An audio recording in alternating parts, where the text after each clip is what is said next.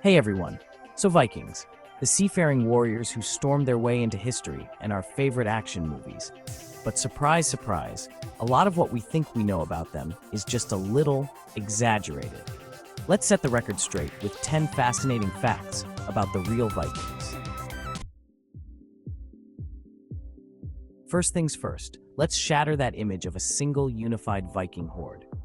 See, the term Viking wasn't about ethnicity or nationality. It was more like an occupation, a lifestyle choice. These intrepid explorers, primarily from Denmark, Norway, and Sweden, were bound by a shared thirst for adventure and, let's face it, a bit of opportunistic raiding. Imagine a motley crew of farmers, fishermen, and yes, warriors, all setting sail under the banner of exploration. And well, let's call it resource acquisition. Think of it this way.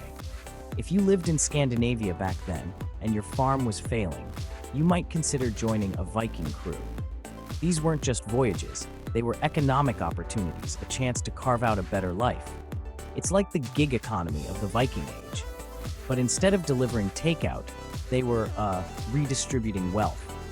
Interestingly, they went by different names depending on where they landed. Okay, let's talk about those Viking raids. Now, I'm not condoning violence, but it's important to understand the context. Imagine you're a farmer in Scandinavia. The land is harsh, the growing seasons are short, and sometimes your crops just fail. What do? Well, you could pack your bags, hop on a longship, and go find some resources elsewhere. Think of it as extreme freelance work. Monasteries, with their stockpiles of gold and grain, were unfortunately seen as prime targets. This wasn't about mindless brutality, it was about survival, adaptation, and dare I say, entrepreneurial spirit. Now let's tackle a misconception that's dirtier than a Viking's beard after a long voyage: their hygiene. Forget those images of unkempt barbarians. Vikings were surprisingly clean. I mean, shockingly clean for the time period. We're talking regular bathing people. They even had a designated bath Saturday where they'd scrub down and socialize. They even used tweezers. Archaeologists have found them at dig sites, along with combs and ear cleaners. Think about it. When you're traveling from Greenland to Constantinople, making a good first impression is key. More than shield maidens. Chapter 4. Viking women, more than shield maidens.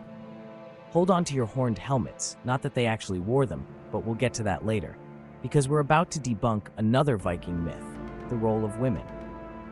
While popular culture often relegates them to the sidelines, Viking women were far from damsels in distress. In fact, they enjoyed a surprising degree of freedom and influence. We're talking property rights, divorce rights, even the right to go a Viking themselves. These were women who could wield a loom and a sword with equal skill, manage households, and even lead expeditions. This level of female empowerment was practically unheard of in other parts of Europe at the time. Horned helmet. All right, it's time to address the elephant, or rather, the horned helmet in the room. Despite what countless movies and heavy metal album covers have led you to believe, Vikings did not wear helmets adorned with horns. That's right, it's a myth, a fabrication that emerged centuries after the Viking Age. Imagine trying to navigate the cramped quarters of a longship or engage in hand-to-hand combat with those cumbersome protrusions on your head. So, where did this enduring image come from? Well, blame it on the 19th century, a time when Romanticism and a fascination with Norse mythology were all the rage. The original storytellers. Vikings, the original storytellers.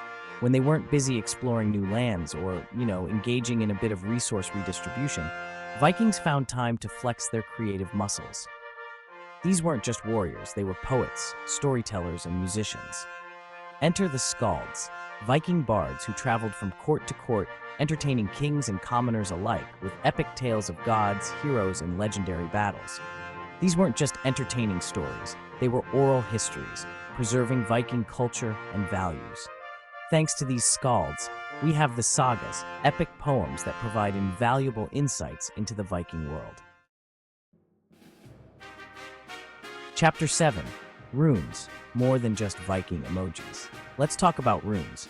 those enigmatic symbols etched onto stones, weapons, and jewelry.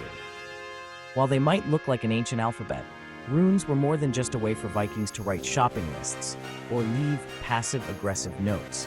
They were imbued with a sense of mystery and magic, believed to hold power. Imagine carving a rune into a piece of wood, imbuing it with your intention, and casting it into the sea, or etching runes onto a weapon, hoping to imbue it with strength and accuracy. They offer us a tantalizing glimpse into the Viking worldview, a world where magic and reality were intertwined and symbols held immense power. Now, let's talk about the stuff of legends, the Berserkers. These elite warriors were renowned for their ferocity in battle, fighting with a trance-like fury that struck fear into the hearts of their enemies. Imagine warriors clad in animal skins, howling like wolves, seemingly impervious to pain. Some whisper of hallucinogenic mushrooms, others of ritualistic dances and chants that induced a state of altered consciousness. Whatever their methods, berserkers were a force to be reckoned with, their very presence on the battlefield enough to turn the tide of war. They embodied the raw, untamed spirit of the Viking Age, a testament to the power of the human mind and body pushed to their absolute limits. Beneath those fierce exteriors beat the hearts of cat lovers?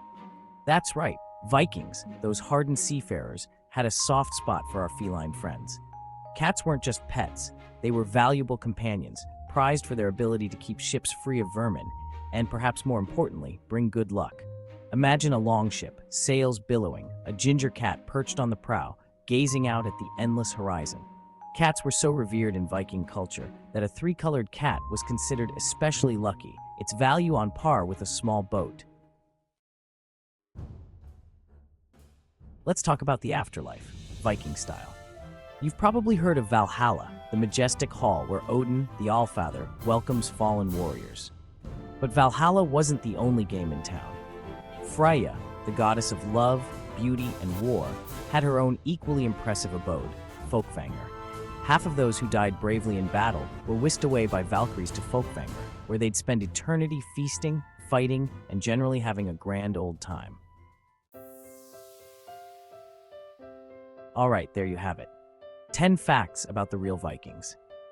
So next time you're watching a Viking movie, remember, they weren't just raiders with fancy helmets. They were poets, cat lovers, and surprisingly clean. They were explorers, survivors, and yes, even bath enthusiasts. From their sophisticated hygiene routines to their love of storytelling and their complex beliefs about the afterlife, the Vikings were a fascinating mix of contradictions. If you enjoyed learning a bit of Viking truth, hit that like button and leave a comment with your favorite fact. What surprised you the most? Let's keep the conversation going in the comments below. Until next time, stay curious.